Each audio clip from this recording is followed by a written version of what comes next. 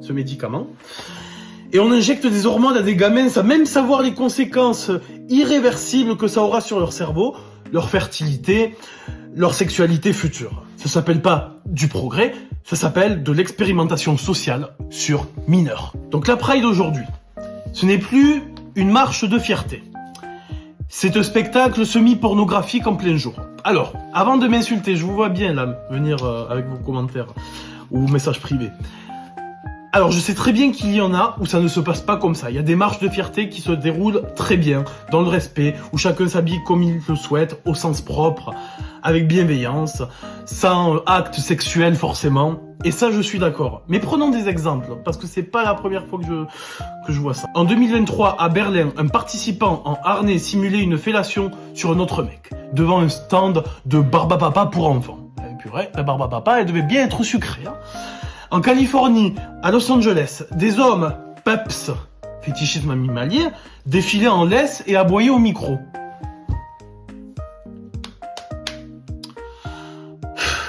Et des gamins de 6 à 10 ans étaient dans la foule.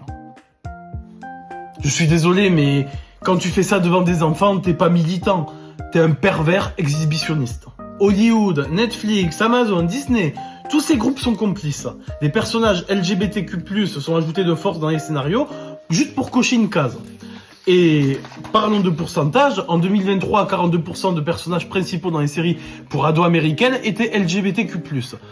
Et 42% pour une population qui représente entre 3 à 6% selon les données officielles de 2022. Ce n'est pas de la représentation équilibrée, c'est une stratégie de normalisation massive. Et ça commence à se faire voir.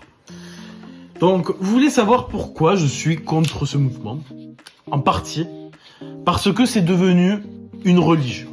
Et une religion qu'on n'a plus le droit de critiquer, de dénoncer. Donc, après, tu veux être homosexuel, bisexuel, trans, pan, t'as ma bénédiction, il n'y a pas de souci. Tu fais ce que tu veux.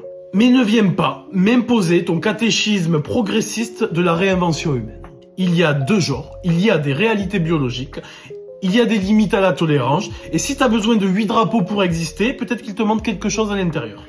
Ce que je dis là, c'est pas juste sur le mouvement LGBT.